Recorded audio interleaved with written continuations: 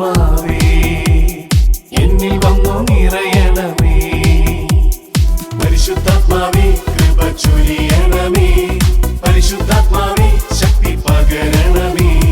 പരിശുദ്ധാത്മാവേ കൃപ ചൊരിയണമേ. പരിശുദ്ധാത്മാവേ ശക്തി പകരണമേ. പരിശുദ്ധ പരമദിവ്യ കാരുണ്യ നാഥനായ ഈശോയ്ക്ക് ആരാധനയും സ്തുതിയും പുകഴ്ചയും ഉണ്ടായിരിക്കട്ടെ. നിത്യസ്തുതിക്ക് യോഗ്യനായ പരിശുദ്ധ പരമദിവ്യ കാരുണ്യ നാഥനായ ഈശോയ്ക്ക് എന്നേരവും ആരാധനയും സ്തുതിയും പുകഴ്ചയും ഉണ്ടായിരിക്കട്ടെ. കാരുണ്യമായി സ്നേഹമായി നമ്മുടെ കൂടെ ആയിരിക്കുന്ന പരിശുദ്ധ പരമദിവ്യ കാരുണ്യ നാഥനായ ഈശോയ്ക്ക് എന്നേരവും ആരാധനയും സ്തുതിയും പുകഴ്ചയും ഉണ്ടായിരിക്കട്ടെ. നല്ല ഈശോയെ, ഈ അൽത്താരയിൽ നീ ഞങ്ങളുടെ കൂടെ ആയിരിക്കുമ്പോൾ എൻ്റെ കാരുണ്യം അനുഭവിക്കുവാൻ ഞങ്ങളെ ഓരോരുത്തരെയും യോഗ്യരാക്കി. എൻ്റെ മുമ്പിലായിരുന്നു കൊണ്ട് നിൻ്റെ സ്നേഹവും കരുണയുമൊക്കെ ആവോളം അനുഭവിക്കുവാൻ നീ ഞങ്ങളെ യോഗ്യരാക്കി.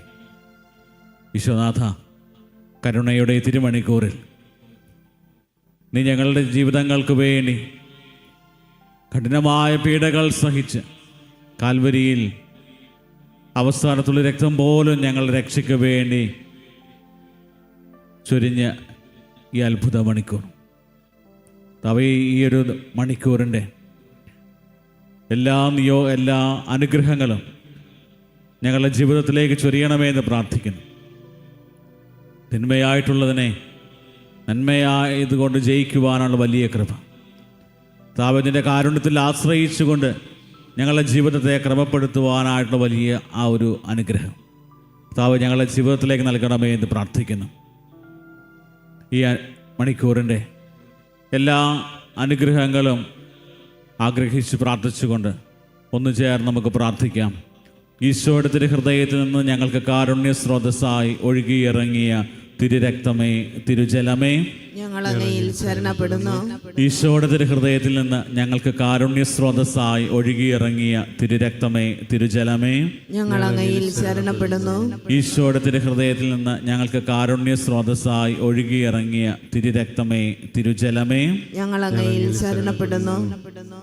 ഈശോയിൽ സ്നേഹമുള്ളവരെ, ദൈവത്തിൻ്റെ വലിയ സ്നേഹത്തിൻ്റെയും കരുണയുടെയും വലിയ അടയാളങ്ങളാണ് നമ്മൾ ഓരോരുത്തരും. ദൈവം എത്രമാത്രം കരുണ കാണിച്ചത് കൊണ്ടാണ് ഈ ഒരു നിമിഷം വരെ നമ്മളായിരിക്കുക. ഈ ഒരു വലിയ മഹാകരുണയെക്കുറിച്ച് ധ്യാനിക്കുന്ന ഈ സമയം വചനത്തിൽ നമ്മൾ കാണുന്നത് ദൈവം മനുഷ്യവംശത്തോട് കാണിച്ച ഏറ്റവും വലിയ കരുണയാണ് യേശുക്രിസ്തു.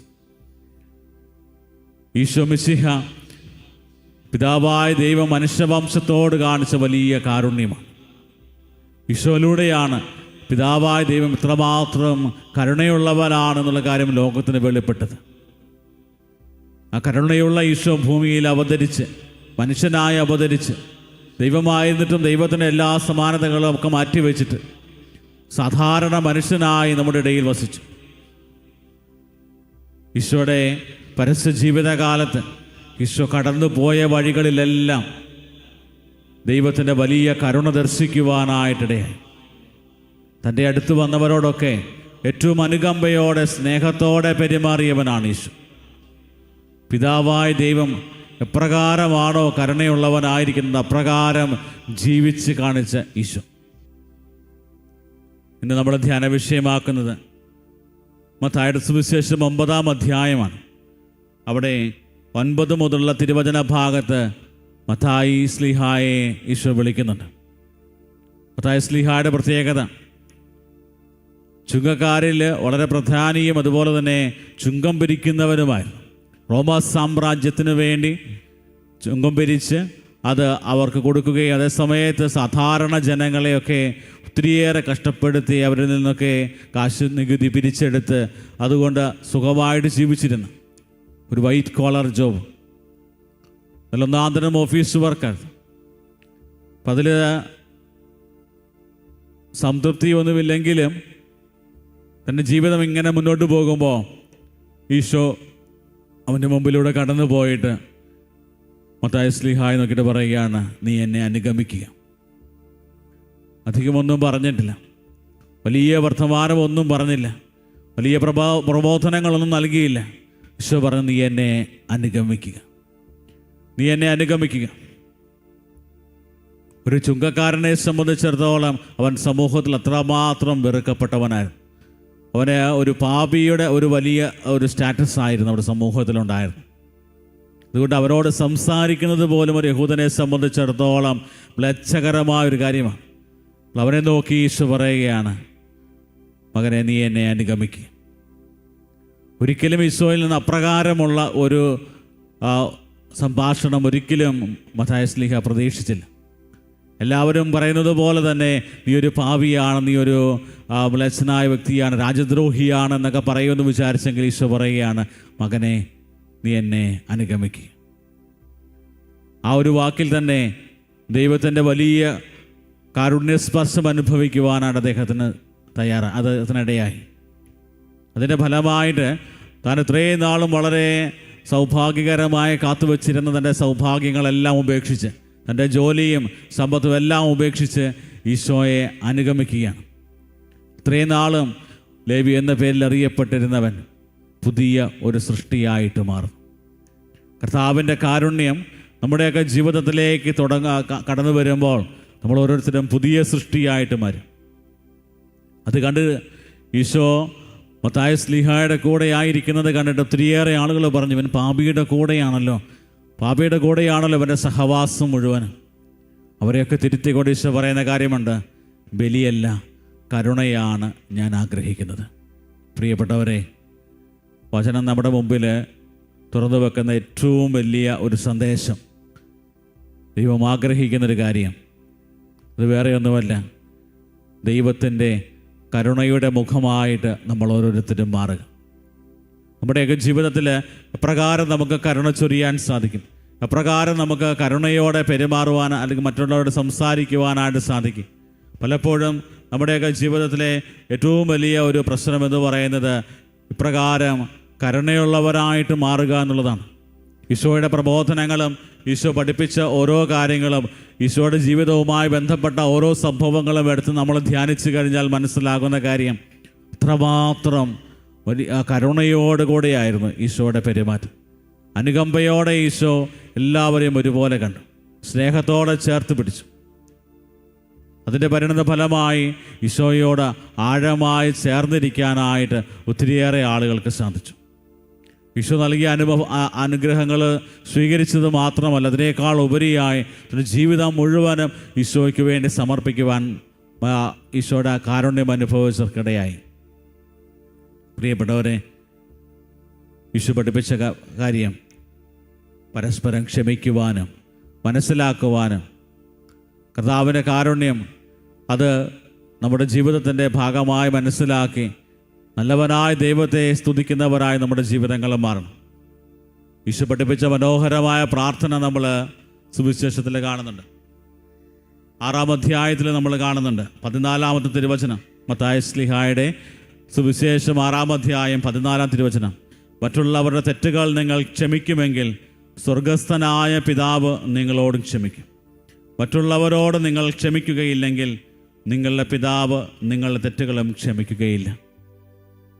അതിൻ്റെ മറ്റൊരർത്ഥം വേറെ ഒന്നുമല്ല, നിങ്ങൾ കരുണയോടെ പെരുമാറുന്നുണ്ടെങ്കിൽ സ്വർഗസ്ഥനായ പിതാവ് നിങ്ങളോടും കരുണയോടെ പെരുമാറും.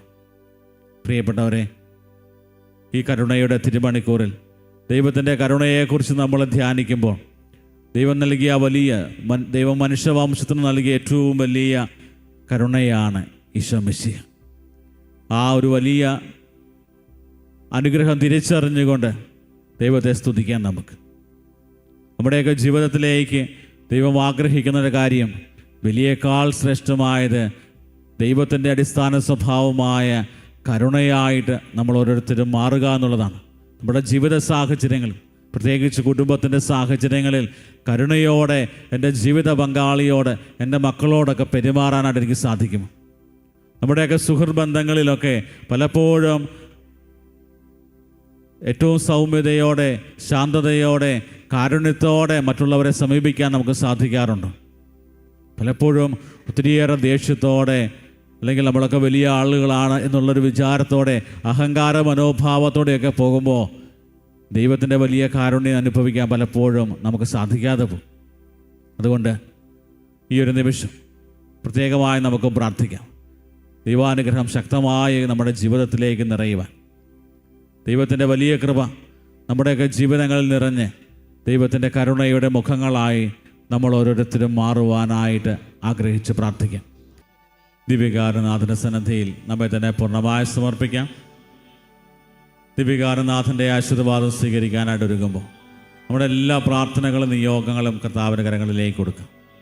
കർത്താവേ, ഞങ്ങളുടെ ജീവിതങ്ങളുടെ മേൽ കരുണയായിരിക്കണമേ എന്ന് നമുക്ക് ആഗ്രഹിച്ച് പ്രാർത്ഥിക്കാം. കുടുംബങ്ങളുടെ മേൽ കരുണയായിരിക്കണമേ എന്ന് പ്രാർത്ഥിക്കാം. ഈ ആലയത്തിൻ്റെ മേലും ഈ ആലയത്തിൻ്റെ എല്ലാ ശുശ്രൂഷകളുടെ മേലും കർത്താവേ കരുണയായിരിക്കണമേ എന്ന് പ്രാർത്ഥിക്കാം. ഓൺലൈനിലൂടെ ലോകത്തിൻ്റെ വിവിധ ഭാഗങ്ങളിലിരുന്ന് പ്രാർത്ഥിക്കുന്നവരുടെ പ്രത്യേക നിയോഗങ്ങളുടെ മേൽ കർത്താവേ കരുണയായിരിക്കണമേ എന്ന് പ്രാർത്ഥിക്കുന്നു. കർത്താവേ, നിൻ്റെ കരുണ അനുഭവിക്കുവാനും തിരിച്ചറിഞ്ഞ് അത് ഞങ്ങളുടെ ജീവിതത്തിൽ അത് കരുണയോടെയുള്ള പെരുമാറ്റത്തിലൂടെ, കരുണയോടെയുള്ള ആ ഒരു ജീവിതശൈലിയിലൂടെ നിന്നെ മഹത്വപ്പെടുത്തുവാൻ ഞങ്ങളെ ഒരുക്കണമേ എന്ന് പ്രാർത്ഥിക്കുന്നു. കർത്താവേ, നിൻ്റെ കരുണയിൽ പൂർണ്ണമായി ഞങ്ങൾ ആശ്രയം വയ്ക്കുന്നു. അങ്ങിൽ ശരണപ്പെട്ടുകൊണ്ട് ഞങ്ങളുടെ ജീവിതങ്ങളെ പൂർണ്ണമായി സമർപ്പിച്ചുകൊണ്ട് നിൻ്റെ ആശീർവാദത്തിനായി ഞങ്ങളിത് അതിൻ്റെ മുമ്പിലായിരിക്കുന്നു. ഞങ്ങളെ അനുഗ്രഹിക്കണമേ. താഴ്ന്ന സ്വരത്തിൽ ദൈവത്തെ സ്തുതിച്ചുകൊണ്ട് ദൈവം നൽകിയ എല്ലാ അനുഗ്രഹങ്ങളെയും ഓർത്ത് നന്ദി പറഞ്ഞുകൊണ്ട്, കർത്താവിൻ്റെ വലിയ കാരുണ്യത്തിന് നന്ദി പറഞ്ഞുകൊണ്ട് താഴ്ന്ന സ്വരത്തിൽ ദൈവത്തെ സ്തുതിച്ച് കർത്താവിൻ്റെ ആശീർവാദം നമുക്കിപ്പോൾ സ്വീകരിക്കാം.